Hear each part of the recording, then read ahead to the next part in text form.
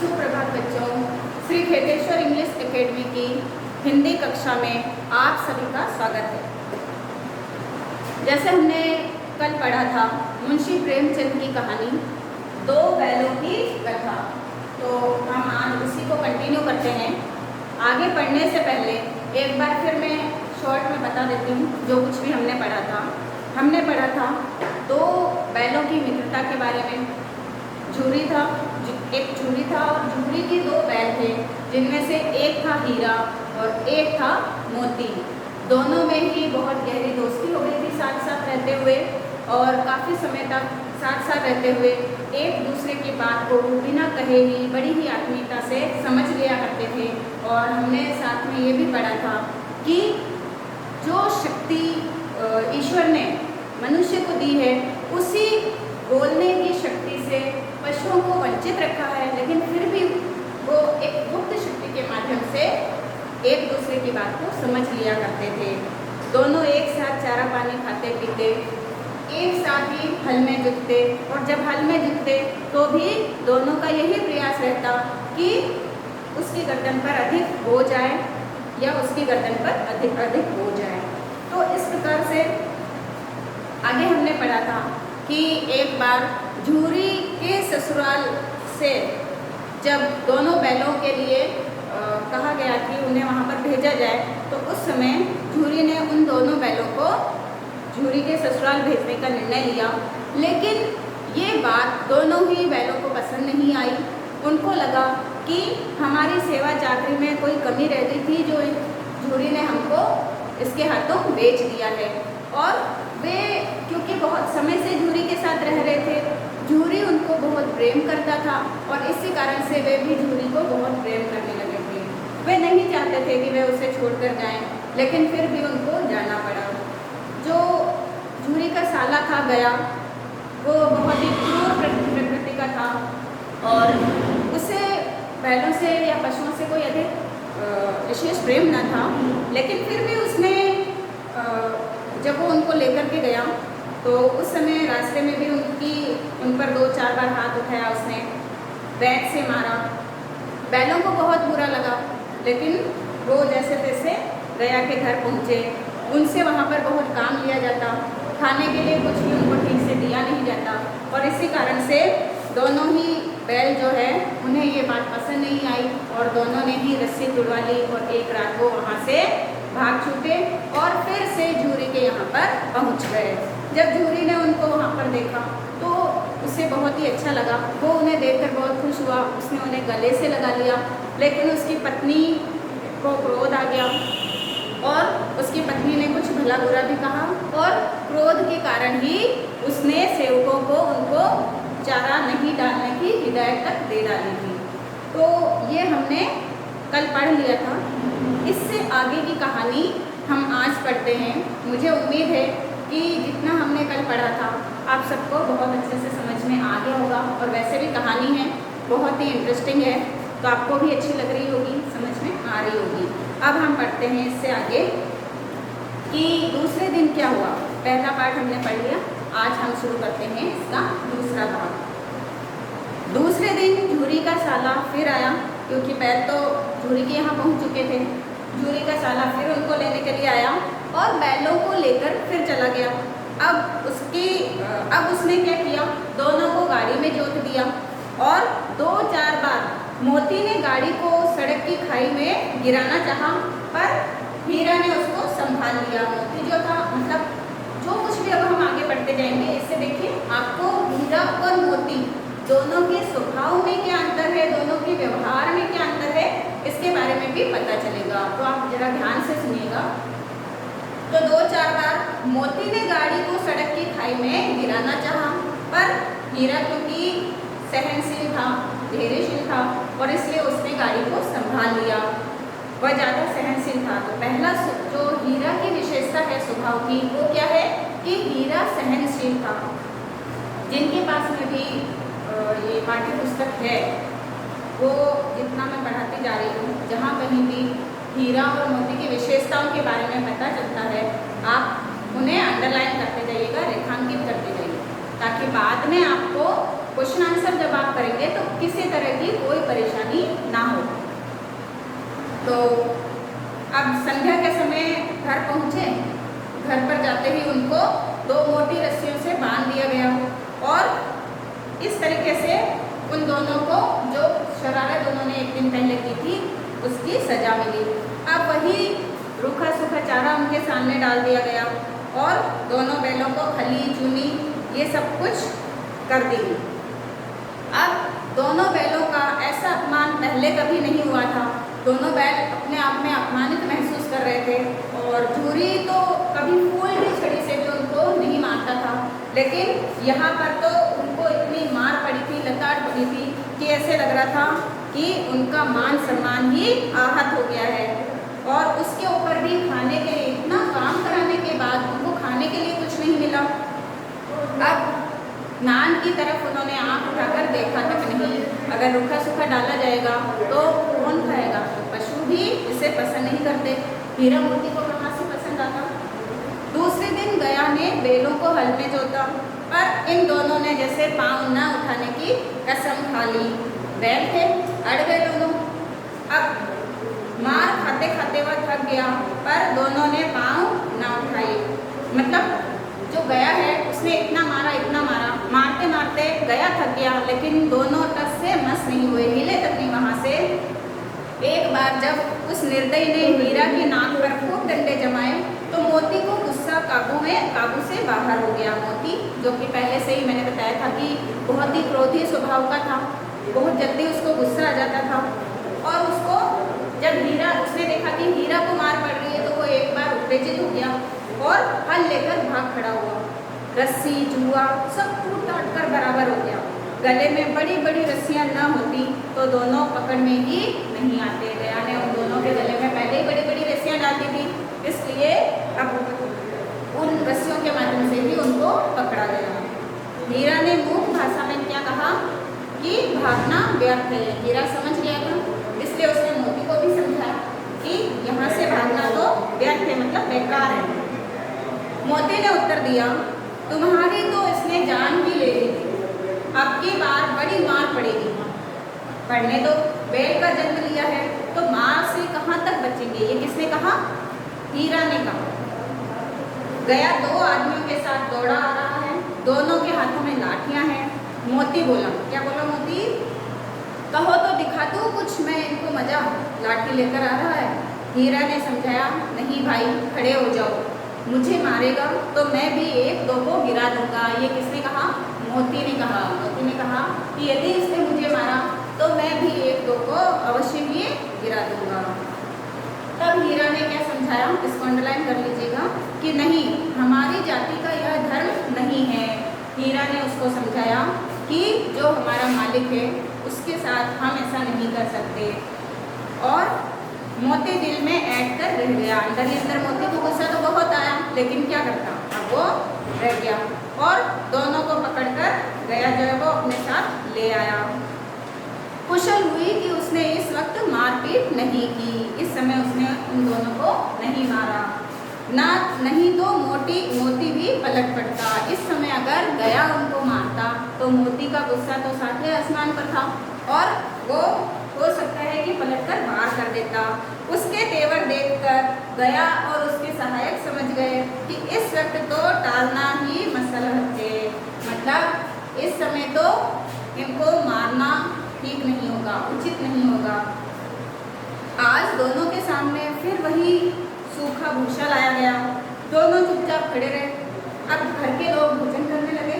उस वक्त एक छोटी सी लड़की थी और वो लड़की के मन में बहुत ही दया भावना थी और वो उसने क्या किया कि उन दोनों के लिए 2 रोटी लेकर चली आई और दोनों के मुंह में देकर चली गई।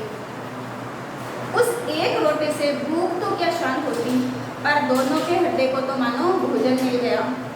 यहाँ भी किसी सज्जन का वास है।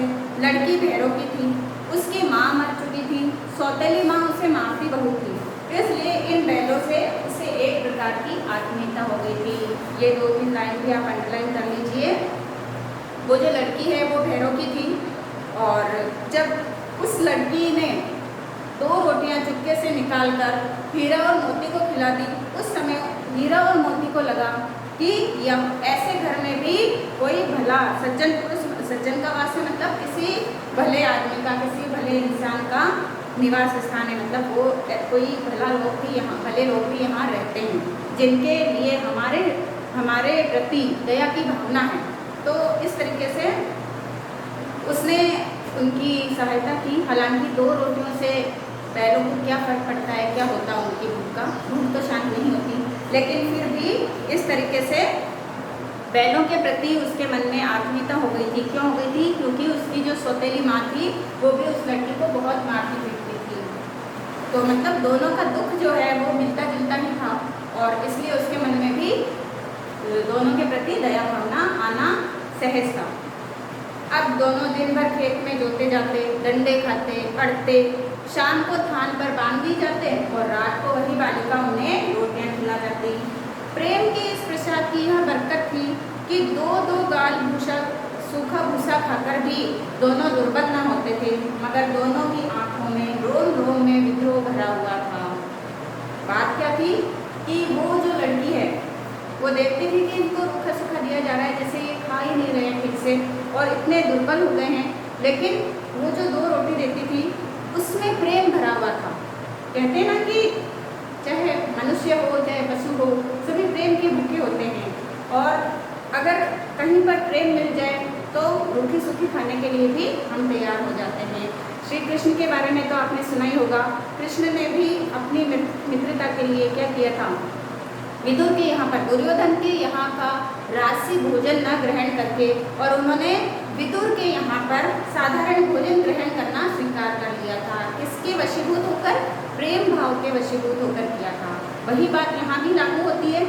तो इस प्रकार से दोनों के प्रति, दोनों लड़कियों, दोनों वीरा और मोती जो है उनके मन में उस लड़की के प्रति भी प्रेम भावना थी। भले ही उसकी खिलाई हुई रोटी से उनकी भूख शांत नहीं होती थी, लेकिन उनकी आंखों में एक तरह का विद्रोह भरा हुआ था, रोम रोम में उनके विद्रोह भरा हुआ था। क्यों भरा हुआ था?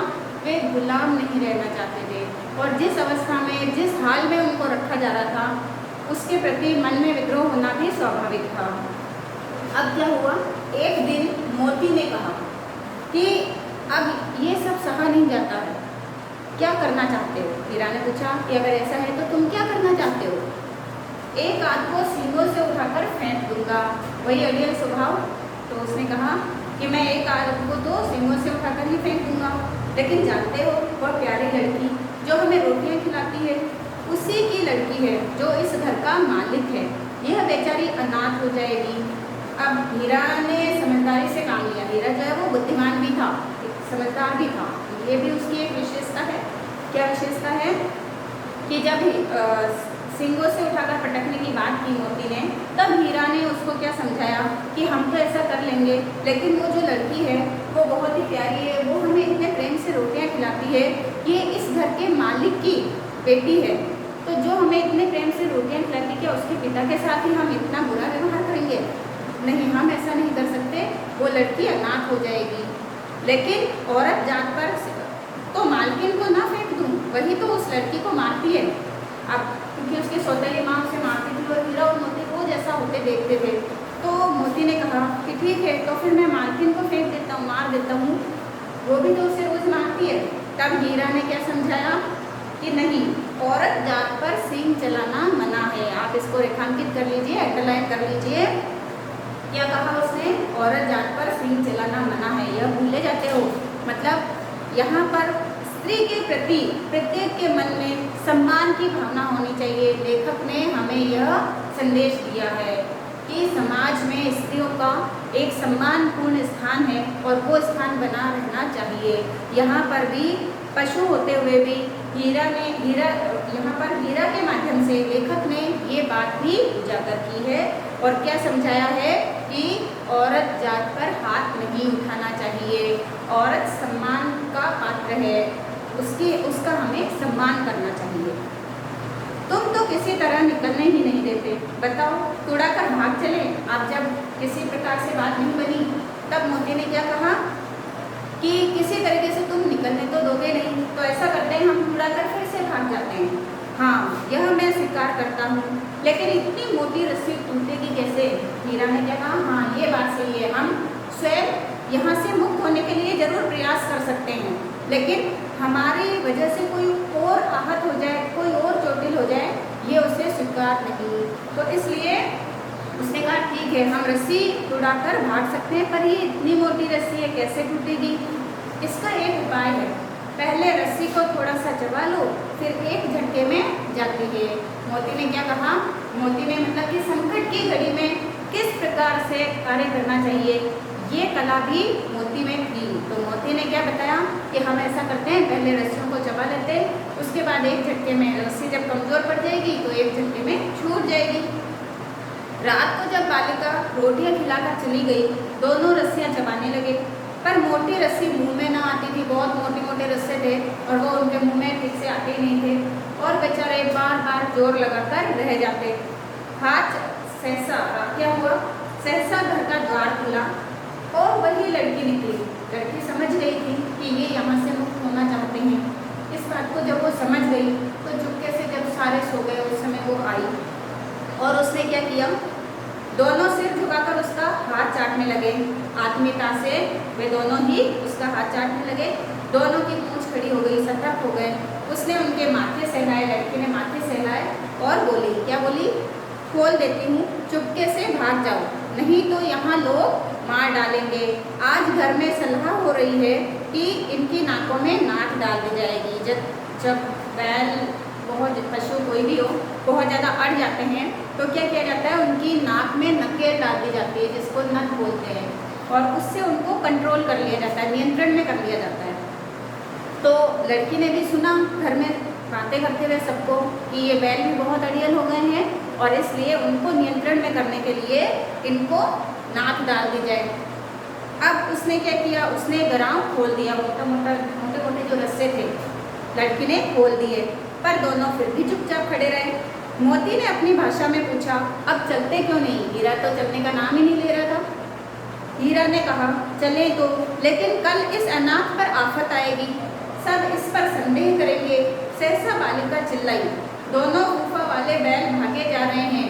ओ दादा दादा, दोनों बैल भागे जा रहे हैं, जल्दी दौड़ो। क्या हुआ? हीरा जो है वो ये जानता था कि यदि हम यहाँ से भाग गए तो पीछे से इस लड़की की बहुत ही दुर्दशा होगी, और यही सोचकर वो वहाँ से जाना नहीं चाहता था। और जब लड़की को इस बारे में पता चला तो अचानक से वो जोर जोर से चिल्लाने लगी कि दोनों बैल भागे जा रहे हैं। और जब ये अचानक से उसने सुना तो वह हड़बड़ा गया, दोनों हड़बड़ा गया, भीतर से निकला और बैलों को पकड़ने चला। दोनों बैल तुरंत वहाँ से भागे। गया ने पीछा किया और तेज, दोनों और तेजी से भागने लगे। गया ने शोर मचाया, गांव के कुछ आदमियों को भी उसने अपने साथ में लिया। दोनों मित्रों को भागने का मौका मिल गया क्योंकि गया उन्हें नहीं पकड़ पाया और सीधे दौड़ते चले गए। यहाँ तक कि मार्ग का भी ज्ञान न रहा। घबराहट में भागते हुए उन्होंने गलत मार्ग पकड़ लिया। पहले वो जिस मार्ग से आए थे इस बार वो उसे भूल गए। जिस परिचित मार्ग से आए थे उसका तो यहाँ कोई अता पता ही नहीं था। नए नए गांव मिलने लगे। तब दोनों एक खेत के किनारे खड़े होकर सोचने लगे, अब क्या करना चाहिए। अब दोनों वहाँ से तो भाग लिए, जिस मार्ग से वो आए थे उस मार्ग का कोई पता ही नहीं था।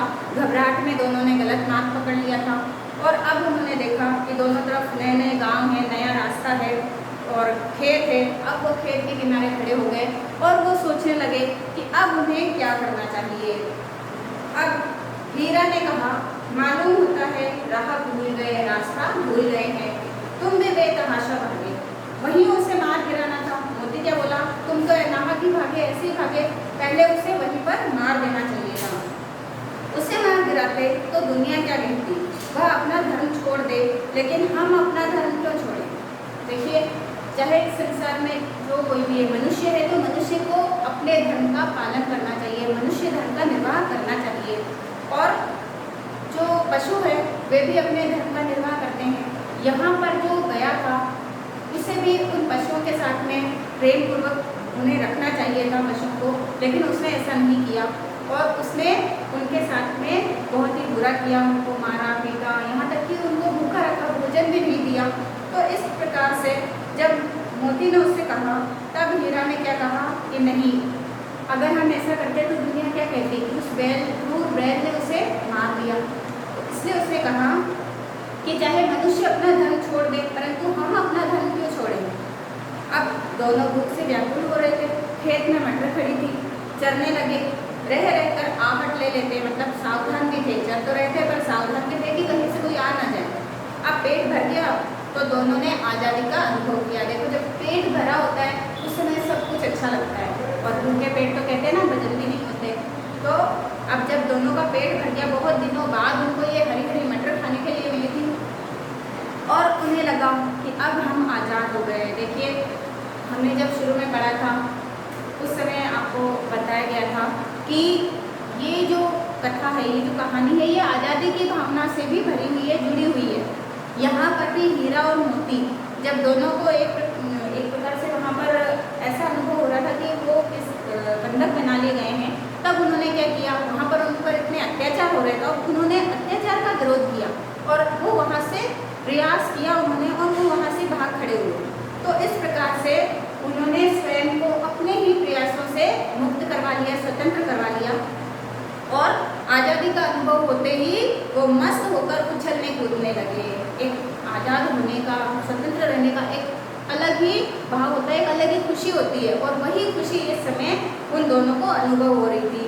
अब पहले दोनों ने, क्योंकि जी भर के खा लिया था, दोनों ने डकार ली, फिर सींग मिलाए और फिर एक दूसरे को खेलने लगे, एक दूसरे को सींगों से मारने लगे। आपने देखा होगा ना, झगड़ा तो नहीं कह सकते जिससे, पर कई बार पशु जो है एक दूसरे को उनके सींग अड़ाते हैं, आगे पीछे होते हैं, मतलब वो लड़ तो नहीं रहे थे लेकिन पूरी मस्ती के मूड में थे।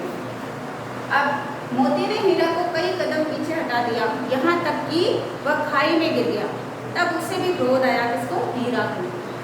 संभल कर उठा और फिर मोती से मिल गया। मोती ने देखा खेल में झगड़ा हुआ चाहता है तो किनारे हट गया। दोनों क्योंकि मित्र थे और उन्हें जब लगने लगा मोती को कि कहीं झगड़ा ना हो जाए दोनों में, और इसलिए वो वहीं रुक गया, पीछे हट गया। तो ये इसका तीसरा पार्ट पूरा होता है। यहाँ तक ये कहानी आपको समझ में भी आ रही होगी और बहुत ही इंटरेस्टिंग लग रही होगी। तो इसमें जो बात बताई गई है, जो संदेश दिया गया है वो क्या है, जहाँ भी हमारे साथ अन्याय होता है, जहाँ भी हमारे साथ अत्याचार होते हैं, तो हमें उसको सहना नहीं चाहिए, बल्कि हमें उसका विरोध करना चाहिए। और यदि ऐसी समस्या कभी उत्पन्न हो जाए तो हमें घबराना नहीं चाहिए। तो यहाँ पर पशु होते हुए भी हीरा और मोती ने भी ऐसा ही किया। उनके साथ में जो अन्याय हुआ, जो अत्याचार हुआ, उसका उन्होंने विरोध किया और वो वहाँ से भाग छूटे। अब उनके साथ आगे क्या होता है ये हम देख लेते हैं। अरे यह क्या, कोई सांड दौड़ता हुआ आ रहा है। हाँ, सांड ही है, वह सामने आ पहुँचा। क्या हुआ कि जब वो वहाँ पर थे खेत में, उन्होंने देखा सामने से सांड जो है वो अपनी मस्ती में चला आ रहा है और ऐसा लग रहा है मानो वो उनको चेतावनी दे रहा हो। और दोनों मित्र एक दूसरे की तरफ देखने लगे। उन्होंने देखा कि सांड भी कोई हल्का फुल्का नहीं है, बल्कि बहुत भारी भरकम, बहुत ताकतवर सांड है, और अगर उससे अकेले भिड़ गए तो हो सकता है कि जान भी चली जाए। लेकिन न भिड़ने पर भी जान बचती तो नजर नहीं आ रही थी, क्योंकि सांड जो है वो तो उनको ललकारते हुए ही चला आ रहा था और बहुत ही देखने में बहुत डरावना लग रहा था, बहुत भयंकर लग रहा था। अब मोती ने तो मूक भाषा में हीरा से क्या कहा, आज तो हम बुरे फंसे, अब जल्दी से जान बचाने के लिए कोई उपाय सोचो। हीरा ने चिंतित स्वर में कहा, अपने घमंड में भूला हुआ है, आरजू विनती सुनेगा नहीं, भाग क्यों न चले। हीरा समझदार था तो उसने कहा कि इसमें इतना अहंकार भरा हुआ है कि यदि हम इसके सामने अनुनय विनय करेंगे तो भी ये नहीं समझेगा, नहीं सुनेगा। तब मोती बोला, ऐसा करते हैं हम यहाँ से भाग चलते हैं। हीरा ने उस समय क्या कहा, यहाँ हीरा जो है वो निडर भी है, ये बात भी सामने आती है, ये उसकी विशेषता है। उसने क्या कहा, भागना कायरता है, तो फिर यही मरो। बनता तो 9 2 11 होता है, 9 2 11 होना मतलब भाग जाना। मोती ने कहा तो फिर तुम यहीं मरो, मैं तो यहाँ से भाग रहा हूँ। और जो दौड़ाए तो फिर कोई उपाय सोचो। जब मतलब अगर तुम यहाँ से भागे और वो पीछे के पीछे दौड़ा तब क्या करोगे? तब फिर मोती ने कहा ठीक है कोई उपाय सोचते हैं। और अब उपाय उन्होंने क्या सोचा कि देखिए संगठन में शक्ति होती है। हीरा और मोती ने कहा कि उपाय एक ही है कि दोनों मिलकर वार करते हैं, और मैं इसको आगे से रख देता हूँ और तुम इसको पीछे से रख दो। जब दोहरी मार पड़ेगी तो ये यहाँ से स्वयं ही भाग जाएगा, और जब मेरी ओर झपटे तो तुम इसे बगल से पेट में सींग उसेड़ देना। जान जोखिम है पर दूसरा कोई उपाय नहीं है। देखो मरता क्या न करता, जब अपनी जान पर बनाती है तो व्यक्ति प्रयास करता ही है बचने का। यहाँ पर भी दोनों के साथ यही हुआ। उनको जब लगा कि किसी भी प्रकार से सांड से बचने का कोई उपाय नहीं है, उस समय उन्होंने क्या किया, उसका सामना करने का ठान लिया, और तब उन्होंने उसका सामना किया। दोनों ने प्लान बनाया, योजना बनाई कि किस तरीके से उसका सामना करना है। अब दोनों मित्र जान हथेली पर लेकर उसकी तरफ लपके, और सांड को भी संगठित शत्रुओं से लड़ने का कोई तजुर्बा, कोई अनुभव तो था नहीं। अब वह तो एक शत्रु से मल्लयुद्ध करने का आदी था, हमेशा से उसने किसी एक से ही भिड़ंत की होगी, और इसलिए अब यहाँ पर तो हीरा और मोती दोनों का सामना उसको करना पड़ रहा था। जैसे ही दोनों का सामना उसके साथ में हुआ, वैसे ही हीरा उस पर झपटा, मोती ने उसको पीछे से दौड़ाया। अब दोनों ने उसको पूरी तरह से रगेड़ दिया, और इस तरीके से सांड जो है वो वहाँ से पल्ला झाड़कर भाग खड़ा हुआ, क्योंकि बेचारा पूरी तरह से बेदम होकर के गिर गया था। जब वो बेदम होकर गिर गया, उस समय हीरा और मोती ने उसको छोड़ दिया। वो यहाँ पर ये भी पता चलता है, एक बात पता चलती है हमें कि यदि शत्रु जो है वो बिल्कुल असहाय हो जाए, उस समय उस पर आक्रमण करना ठीक नहीं है, उचित नहीं है। हीरा और मोती ने भी यही समझदारी दिखाई। पहले तो दोनों ने उनका बहुत सामना किया। सांड ने जब तक बन पड़ा तब तक उनका सामना किया, और लेकिन जब बाद में वो जख्मी हो गया, उस समय जब वो बेदम होकर गिर पड़ा, तब हीरा और मोती ने उसे वहीं छोड़ दिया, और दोनों ही मित्र जो है वो वहाँ से नशे में झूलते हुए आगे बढ़ गए। अब मोती ने अपनी सांकेतिक भाषा में कहा, मेरा तो जी चाहता था कि बच्चा को मार ही डालूं। मतलब मोती अभी भी इतने गुस्से में भरा हुआ था कि उसने कहा कि मैं तो उसको मार ही डालूंगा। हीरा ने तिरस्कार किया, गिरे हुए बैरी पर सींग न चलाना चाहिए। जो मैंने अभी आपको समझाया कि यदि हमारा कोई दुश्मन है और वो घायल हो गया है, वो असहाय है, या फिर वो अब लड़ने की अवस्था में ही नहीं है, तब उस पर वार करना उचित नहीं है। और हीरा ने भी यहाँ पर यही बात कही कि गिरे हुए बैरी पर, बैरी मतलब शत्रु, दुश्मन, उस पर सींग चलाना नहीं चाहिए। यह सब ढोंग है। मोती ने क्या जवाब दिया कि ये सब तो ढोंग है, दिखावा है, बैरी को ऐसा मारना चाहिए कि फिर उठे ही नहीं। अब घर कैसे पहुँचेंगे वह सोचो, जिसने कहा हीरा ने। पहले कुछ खा लें तो सोचे। सामने मटर का खेत था ही, मोती उसमें घुस गया, फिर से लगाई थी, मटर के खेत में घुस गया। हीरा मना करता रहा पर वह नहीं माना, और अभी 2-4 घास खाए ही थे कि 2 आदमी लठ लिए हुए दौड़े चले आए और दोनों मित्रों को घेर लिया। अब हीरा तो मेड़ पर ही था। मेड़ जो झाड़ियों से आपने देखा होगा, खेतों में देखा होगा कि किनारे पर झाड़ियाँ लगी होती है, और उससे उसको पूरा बॉर्डर पर, सीमा पर उसको मेड़ कहते हैं। तो अब हीरा तो क्योंकि खेत के किनारे पर ही था, मेड़ पर ही था, तो वो तो वहाँ से निकल गया, लेकिन मोती सींचे हुए खेत में था, और सींचे हुए खेत में तो बहुत ही कीचड़, बहुत ही पानी होता है। अब उसके खुर जो है वो उस कीचड़ में धंसने लगे, और वो उससे भाग नहीं पा रहा था, निकल नहीं पा रहा था। हीरा ने देखा कि उसका साथी संकट में है, तो वो भाग ना सका, वहीं रुक गया। और इस प्रकार से उसने सोचा अगर फंसेंगे तो दोनों साथ ही फंसेंगे। रखवालों ने उसे भी पकड़ लिया। अब दोनों को पकड़ लिया गया, और प्रातःकाल दोनों मित्र कांजी हाउस में बंद कर दिए गए। कांजी हाउस किसे कहते हैं? वह स्थान जहाँ पर जो भी आवारा पशु होते उनको रखा जाता है, या फिर जो घायल हो गए, जो मरने वाले हैं, मतलब ऐसे पशु जहाँ पर उनकी नीलामी की जाती हो, नीलामी के लिए जो पशु लाए गए हैं, जो लावारिस पशु हैं, उनको वहाँ पर पकड़कर बंद करके रखा जाता है, और जब उन्हें अवसर मिलता है उसमें वो उसकी नीलामी कर देते हैं या उनको बेच देते हैं। तो ये पशु रखने का स्थान था कांजी हाउस।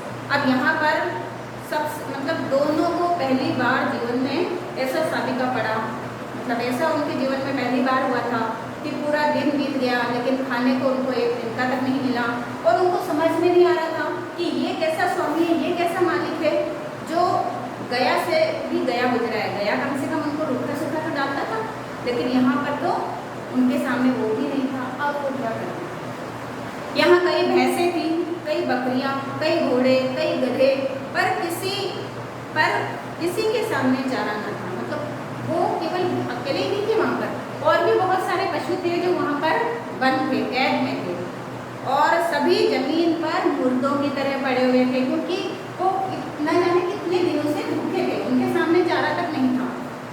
और कई तो इतने कमजोर हो गए थे कि खड़े भी नहीं हो पा रहे थे। सारा दिन दोनों मित्र फाटक की ओर टकटकी लगाए ताकते रहे, पर कोई चारा लेकर आता दिखाई नहीं दिया। उनको आस थी कि पूरा दिन में कोई तो आएगा जो हमारे लिए खाने के लिए कुछ लाएगा, पर ऐसा नहीं हुआ। तब दोनों ने क्या किया? दीवार की नमकीन मिट्टी चाटनी शुरू की, लेकिन इससे उनको तृप्ति थोड़ी मिलती, तृप्ति मतलब संतुष्टि थोड़ी मिलती, उनका पेट थोड़ी भरता उससे।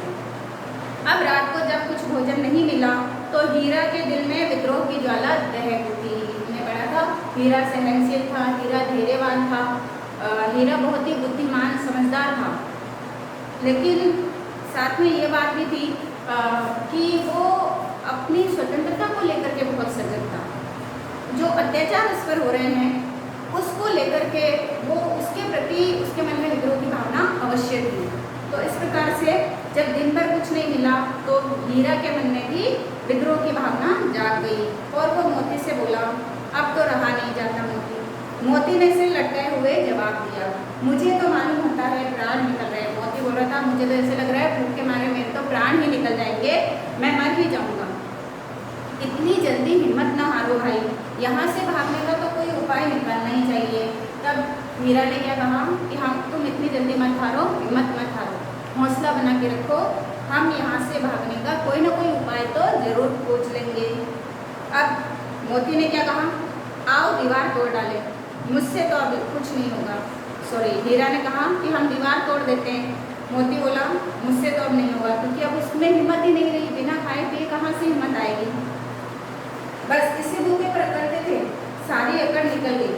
बाड़ी की दीवार कच्ची थी, हीरा मजबूत तो था ही, अपने नुकीले सींग से दीवार में गड़ा दिए और जोर से उसने मारा तो मिट्टी का एक चिप्पड़ निकल आया, और फिर उसका साहस बढ़ा, इसलिए दौड़ दौड़ कर दीवार पर चोटें की, और हर चोट में थोड़ी थोड़ी मिट्टी वो गिराने लगा। उसी समय कांजी हाउस का चौकीदार लालटेन लेकर वहाँ पर आ गया और जानवरों की हाजिरी लेने लगा। जैसे आपके स्कूल में क्लास में टीचर आपकी अटेंडेंस लेते हैं, उसी प्रकार से वहाँ पर भी ये देखने के लिए, ये जांचने के लिए कि सभी पशु पूरे हैं या नहीं, वहाँ पर भी नित्य उनकी हाजिरी होती थी सुबह शाम। अब हीरा का उचटपन देखकर उसने क्या किया, उसको कोई डंडे मारे और एक मोटी सी रस्सी से बांध दिया। जब वो आया और उसने देखा कि इसने पूरी दीवार तोड़ डाली है, तो उसने उसको डंडे मारे और उसको मोटी रस्सी से बांध दिया। मोती ने पड़े पड़े कहा, आखिर मार खाई, क्या मिला? अपने बुद्धि भर जोर तो मार दिया। हीरा बोला कि भले ही मार खाई हो, लेकिन मुझ में जितना बल था मैंने प्रयास तो किया। ऐसा जोर मारना किस काम का कि बंधन में पड़ जाए। मोती बोला कि ऐसा जोर किस काम का कि अब तुम यहाँ पर रस्से से बंधे हुए हो। जोर तो मारता ही जाऊँगा, चाहे कितने ही बंधन पड़ जाए, जान से हाथ धोना पड़ेगा, कुछ परवाह नहीं। जब मोती ने उसको बोला कि तुम्हें ये लोग जान से मार डालेंगे, तब हीरा बोला कि मुझे इस बात की परवाह नहीं है, मरना तो यूँ भी है, मतलब यहाँ रहेंगे तो भूखे मर जाएंगे। तो सोचो, दीवार टूट जाती तो कितनी जानें बच जाती। हीरा यहाँ केवल अपने बारे में ही नहीं सोच रहा है, बल्कि वहाँ पर और भी जो पशु थे उनके बारे में भी वो सोच रहा है कि यदि ये दीवार पूरी टूट जाती तो इन सभी पशुओं की भी जानें बच जाती। मतलब हीरा के मन में परोपकार की भावना भी थी। तो ये भी उसकी स्वभाव की एक विशेषता है कि हीरा परोपकारी था। किसी के देह में जान नहीं है, 2-4 दिन यही हाल रहा तो सब मर जाएंगे। हाँ, यह बात तो है। अच्छा तो ला फिर मैं जोर लगाता हूँ। अब उसने मोती को भी जोश आ गया, मोती का ऐसी बात है तो ठीक है, मैं भी अब जोर लगाता हूँ। हाँ, अब मोती ने क्या किया, दीवार पर उसी जगह पर सींग मारना शुरू कर दिया। थोड़ी सी मिट्टी गिरी और फिर उसको हिम्मत आ गई। ऐसा होता है ना, जब हम प्रयास करने लगते हैं और उसमें अगर थोड़ी सी भी सफलता मिल जाती है तो हमारा हौसला और बढ़ जाता है। मोती के साथ भी वही हुआ। अब तो वो जोर जोर से दीवार में सींग मारने लगा। ऐसे लग रहा था जैसे मानो वो अपने किसी दुश्मन से, अपने प्रतिद्वंदी से ही लड़ रहा हो। और आखिर में 2 घंटों तक उसने उस दीवार पर मारा और तब कहीं जाकर के ऊपर से लगभग 1 हाथ दीवार गिर गई। और जब उसने दूनी शक्ति से उसको मारा तो पूरी वो जो दीवार थी वो आधी गिर पड़ी। अब जैसे ही दीवार का गिरना हुआ कि जो घायल से अवस्था में अचेत पड़े हुए थे पशु, वो सारे एकदम से चेत गए, मतलब वो सारे जाग गए, सारे जागरूक हो गए, सावधान हो गए। अब सबसे पहले क्या हुआ, जैसे उनको भागने का रास्ता दिखा, सबसे पहले घोड़ियाँ भागी, फिर बकरियाँ निकली, कुछ भैंसें भी वहाँ से निकल गई। लेकिन एक प्राणी अभी भी उनमें था जो वहाँ से नहीं निकल रहा था, और वो कौन था, जिसका जिक्र सबसे पहले मुंशी प्रेमचंद जी ने अपनी इस कथा में किया है, वो था गधा। और गधे वहाँ से नहीं निकले, वे जो कि त्यों खड़े थे, उन्होंने कोई प्रयास नहीं किया वहाँ से भागने का। हीरा ने पूछा, तुम दोनों क्यों नहीं भाग जाते? एक गधे ने कहा, जो कहीं फिर पकड़ लिए जाए, एक तो क्या हार जाए, अभी तो भागने का अवसर है, हमें तो डर लगता है, हम यहीं पड़े रहेंगे। गधे क्या बोले कि भले ही अवसर मिला हो, अगर हमें फिर पकड़ लिया जाएगा तब क्या करेंगे, तो हम तो यहीं ठीक है। मतलब उन्होंने पूरी तरह से हार मान ली थी, न तो वो भागने का प्रयास करना चाहते थे, न उनको स्वतंत्र होना था, और मतलब वो पूरी तरह से मायूस हो चुके थे आदि। और दूसरी बात ये भी थी कि यहाँ पर उनका वो जो डरपोक होने का भाव है वो भी हमें दिखाई देता है। आधी रात के ऊपर जा चुकी थी, दोनों गधे अभी तक खड़े सोच रहे थे कि भागे या ना भागे, और मोती अपने मित्र की रस्सी उड़ाने में लगा हुआ था। हीरा को मोटी रस्सियों से बांध लिया गया था, हमने पढ़ा था, और मोती जो है वो उन रस्सियों को काटने में लगा था। अब जब वो हार गया तो हीरा ने कहा, तुम जाओ, मुझे यहीं पड़ा रहने दो, शायद फिर कहीं भेंट हो जाए, फिर कहीं मौका मिला तो हम मिलेंगे।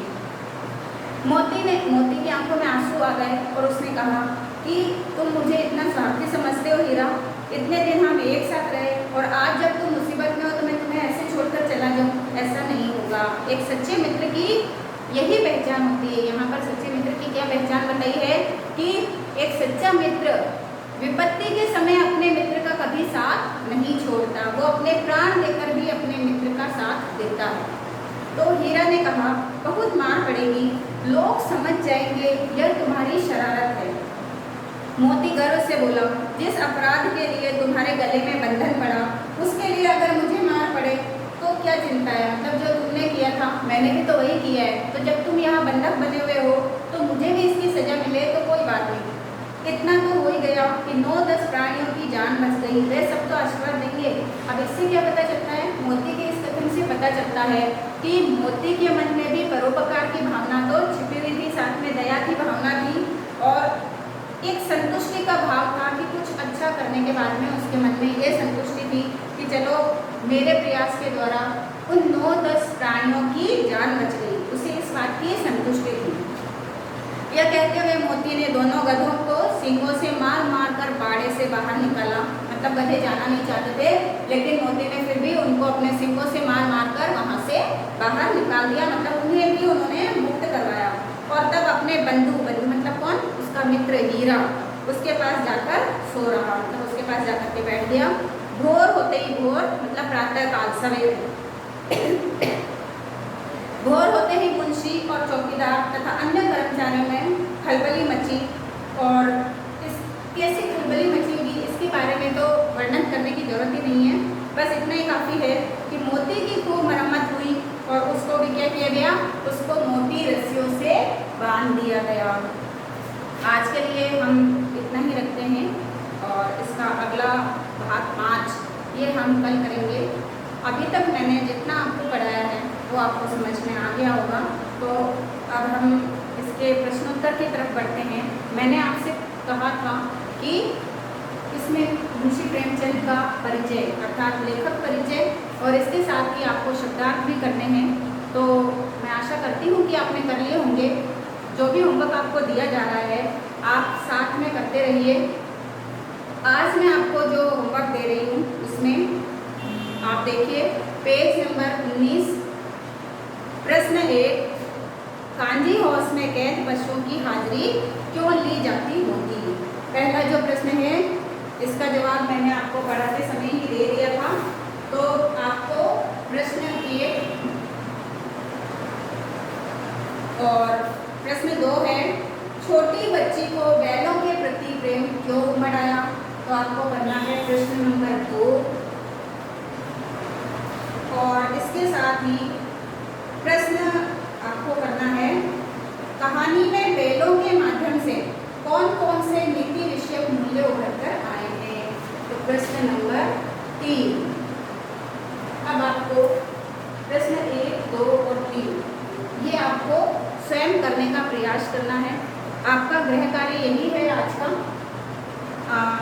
पहला प्रश्न जो है कांजी हाउस में कैद पशुओं की हाजिरी क्यों ली जाती होगी। तो ये मैंने अभी आपको बताया था कि नित्य ही उनकी सुबह शाम हाजिरी ली जाती थी कि कहीं कोई पशु भाग तो नहीं गया है, ये जांचने के लिए उनकी हाजिरी ली जाती थी। इसी प्रकार से छोटी बच्ची को बैलों के प्रति प्रेम क्यों उमड़ आया। तो छोटी बच्ची की माँ मर चुकी थी और सौतेली माँ उसको बहुत मारती थी। तो छोटी बच्ची का दुख जो है बैलों के दुख के समान ही था और इसीलिए उनके प्रति उसके मन में आत्मीयता भर गई थी और इसी कारण बैलों के प्रति प्रेम उमड़ आया था। तो इसे भी आपको अपने शब्दों में लिखना है। इसके साथ ही बैलों के माध्यम से कौन कौन से नीति विषयक मूल्य उभर कर आए हैं। तो जहाँ तक हमने पढ़ा है वहाँ तक हमने ये सब पढ़ा है कि एक तो हमें स्त्री पर हाथ नहीं उठाना चाहिए। शत्रु जो असहाय शत्रु होता है कभी उस पर वार नहीं करना चाहिए, उस पर भी हाथ नहीं उठाना चाहिए। और इसके साथ ही हमने पढ़ा कि अन्याय के विरुद्ध विद्रोह करना उचित होता है। जो अत्याचार सहते हैं वे स्वयं कायर होते हैं। और एक हमने पढ़ा कि विपरीत परिस्थितियों में भाग जाना, पीठ दिखाकर भाग जाना कायरता होती है। तो इस तरीके से इस पाठ में बहुत सारे ऐसे नीति विषयक मूल्य उभर कर सामने आए हैं जिसका आपको उल्लेख करना है। तो ये तीनों प्रश्न आपको करने हैं। कल हम इसके बारे में फिर से यहाँ पर डिस्कस करेंगे और आप अपने प्रश्नों के उत्तर मैच करके देख लीजिएगा कि आपने कहाँ तक और कितने सही किए हैं। तो आज की कक्षा का समापन हम यहीं करते हैं। आपका दिन शुभ हो। धन्यवाद।